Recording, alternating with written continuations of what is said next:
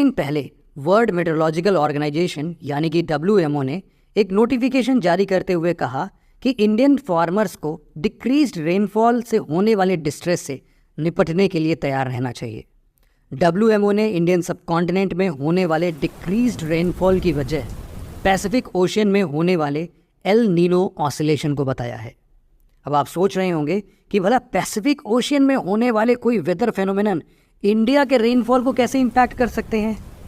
But ये बात सही है कि एल नीनो ऑसिलेशन का इंडियन सबकॉन्टिनेंट के मानसून पर बहुत बड़ा इम्पैक्ट पड़ता है।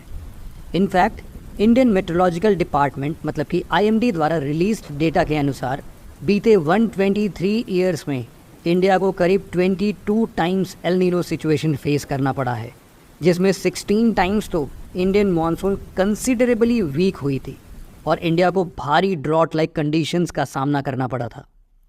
ऐसे में सवाल ये उठता है कि आखिर एल नीनो या ला नीना है क्या और इन दोनों का इंडियन सबकॉन्टिनेंट के वेदर पर क्या असर पड़ता है। The process. एल नीनो और ला नीना दो लैटिन वर्ड्स हैं। एल नीनो का मतलब है द लिटिल चाइल्ड और ला नीना का सिंपली मतलब है द लिटिल गर्ल, और ये दोनों एक ही साइकिल के पार्ट हैं जिसे हम लोग एल नीनो ऑसिलेशन यानी एन्जो कहते हैं। Evolution of El Nino and La Nina. अब आपके मन में ये सवाल उठ रहा होगा कि आखिर एल नीनो और ला नीना का इवोल्यूशन हुआ कैसे। इन दोनों टर्म्स को समझने के लिए सबसे पहले हमें पैसिफिक ओशन की ओशनो वेदर कंडीशंस को समझना होगा।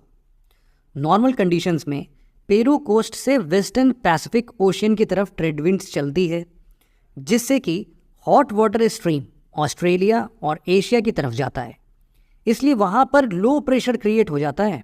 इसी प्रोसेस की वजह से पेरू कोस्ट पर टेम्परेचर कम हो जाता है और वहाँ हाई प्रेशर क्रिएट हो जाता है। ट्रेड विंड्स के इसी डायरेक्शन की वजह से पेरू कोस्टल रीजन में डीप अपवेलिंग होती है, जिससे सी फ्लोर के माइक्रो न्यूट्रिएंट्स बिल्कुल गहराइयों से सरफेस पर आ जाते हैं। ये अपवेलिंग प्रोसेस पेरू के रिच फिशरीज सेक्टर का बहुत बड़ा फैक्टर है। वहीं वेस्टर्न पैसिफिक के ऑस्ट्रेलिया एशिया रीजन में लो प्रेशर होने की वजह से यहाँ अच्छी बारिश होती है।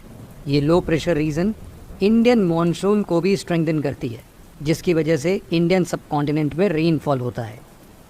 ये तो बात हो गई नॉर्मल कंडीशंस की, लेकिन एल नीनो इवेंट में ये पूरी प्रोसेस रिवर्स हो जाती है। एल नीनो की कंडीशन में पेरू कोस्टल एरिया से वेस्टर्न पैसिफिक ओशन की तरफ जाने वाली ट्रेड विंड्स कमज़ोर पड़ जाती हैं, जिससे हॉट वाटर स्ट्रीम ईस्ट से वेस्ट की तरफ ना जाकर वेस्ट टू ईस्ट की तरफ से फ्लो करने लगती है। एल नीनो इवेंट में वार्म वाटर पेरू कोस्ट पर जमा हो जाता है और इससे पेरू में हाई प्रेशर की जगह लो प्रेशर क्रिएट हो जाता है। एल नीनो के इवेंट में पेरू कोस्ट पर अपवेलिंग सिग्निफिकेंटली वीकन होने लगती है, जिससे वहाँ के फिशरीज सेक्टर को मिलियंस ऑफ डॉलर्स का नुकसान उठाना पड़ता है। एल नीनो मॉनसून विंड्स को वीकन करता है, जिसकी वजह से साउथ ईस्ट एशिया और इंडियन सबकॉन्टिनेंट में कंसिडरेबली लेसर रेनफॉल देखने को मिलता है।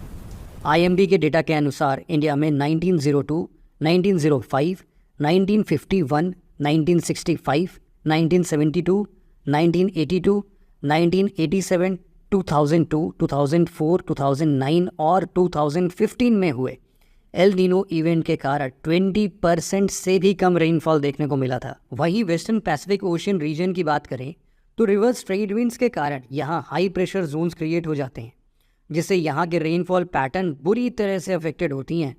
यहाँ पे भी नोटवर्दी है कि एल नीनो कोई रेगुलर साइकिल नहीं है, ये लगभग 2 से 7 साल के बीच में होने वाला वेदर इवेंट है।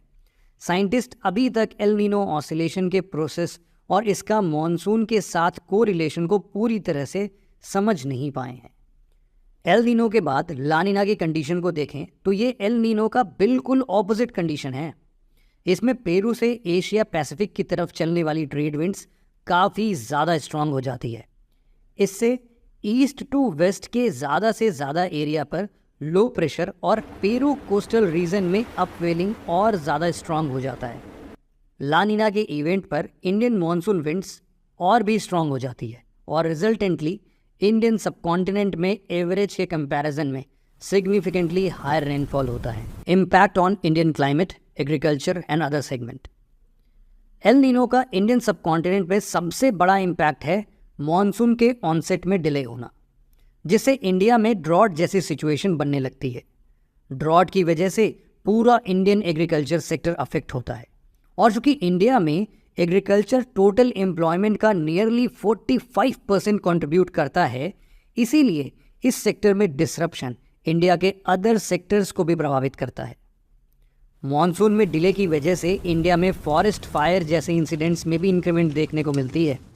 एल नीनो के ऑपोजिट ला नीना का इंडियन मॉनसून एंड एग्रीकल्चर पर पॉजिटिव इम्पैक्ट देखने को मिलता है।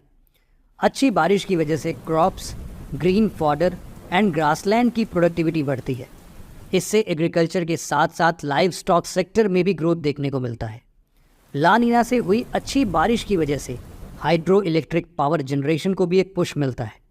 इन्हीं सब फैक्टर्स को कंसीडर करने के बाद हम ये कह सकते हैं कि जहां El Nino Indian agricultural sector के लिए एडवर्स कंडीशन क्रिएट करता है, वहीं ला नीना का ओवरऑल इम्पैक्ट इंडिया के इकोनॉमिक ग्रोथ, एनवायरनमेंट और बायोडाइवर्सिटी के लिए फेवरेबल है।